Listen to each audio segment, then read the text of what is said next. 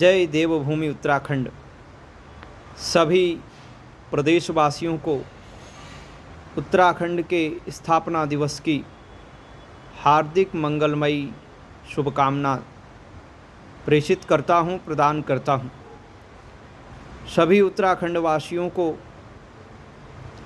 एक निवेदन भी करना चाहता हूं कि निश्चित रूप से अपने निवास स्थान की सुरक्षा हम सभी को करना है और अपने नगर ग्राम से पलायन न करते हुए अपने नगर ग्राम को इस योग्य बना देना है।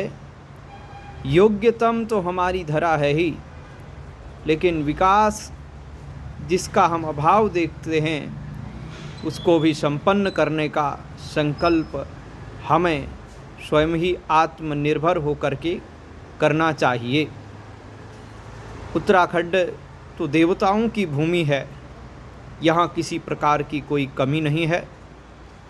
ज्योतिर्लिंग के रूप में देवादिदेव महादेव केदारेश्वर के रूप में विराजमान रहते हैं और स्वयं नर नारायण भगवान के जो अवतार हैं और साक्षात तपस्या करते हुए उत्तराखंड की इस पवित्र धरा को पावन कर रहे हैं।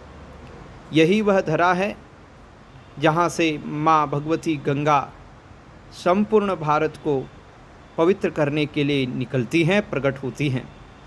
ये माँ गंगा जी को भी प्रादुर्भूत करने वाली धरा है।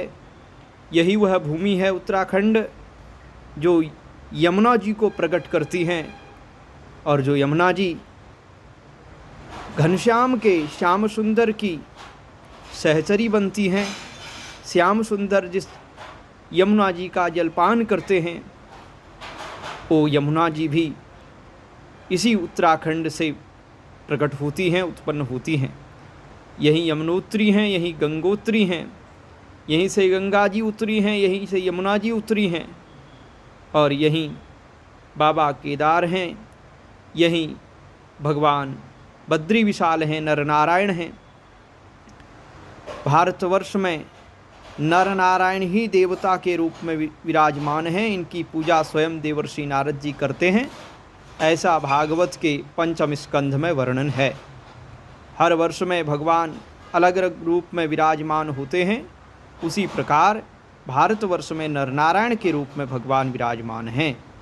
यह वह धरा है जहाँ से भगवती सरयू निकलती हैं। सरयू, यमुना, गंगा, इन तीनों की अद्भुत महिमा है। भगवान श्री राम जिन सरयू जी को अत्यंत प्रेम करते हैं, उत्तर दिश बह सरयू पावन, ऐसी अयोध्या जी को भगवान श्री राम अत्यंत प्रिय मानते हैं और उन सरयू जी को भगवान मोक्षदायिनी बताते हैं। वह सरयू जी भी हमारे ही उत्तराखंड क्षेत्र बागेश्वर जिले के पावन धरा से समुत्पन्न होती हैं। मानससर से प्रकट होती हैं, मानसरोवर से प्रकट होती हैं।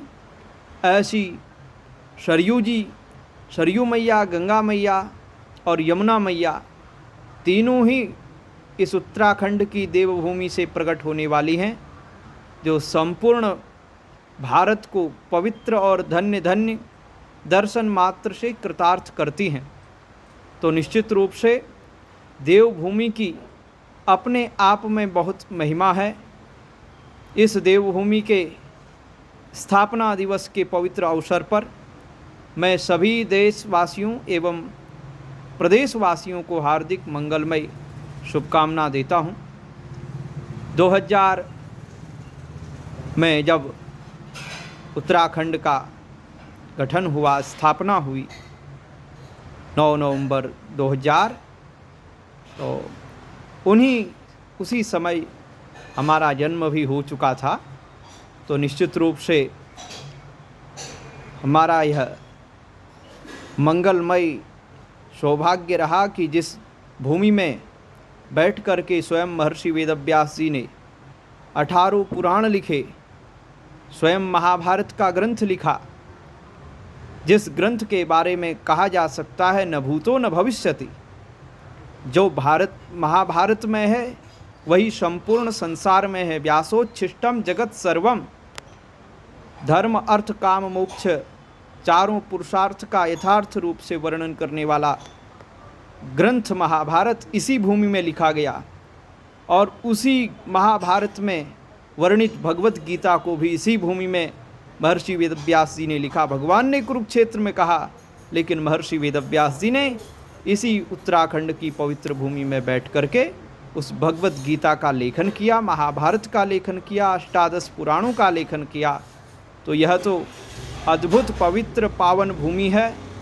इस भूमि के स्थापना दिवस के पवित्र अवसर पर हम यही प्रार्थना करते हैं भगवान से कि सर्वदा मंगल हो और जल्दी से जल्दी उत्तराखंड में भू कानून लागू हो और जो लोग इस भूमि के अतिक्रमण में लगे हुए हैं उनको भी सजा दी जाए और सरकार इसके प्रति ध्यान दे और हमारे माननीय मुख्यमंत्री श्री पुष्कर सिंह धामी जी इस कार्य को जरूर करेंगे अपने कार्यकाल में।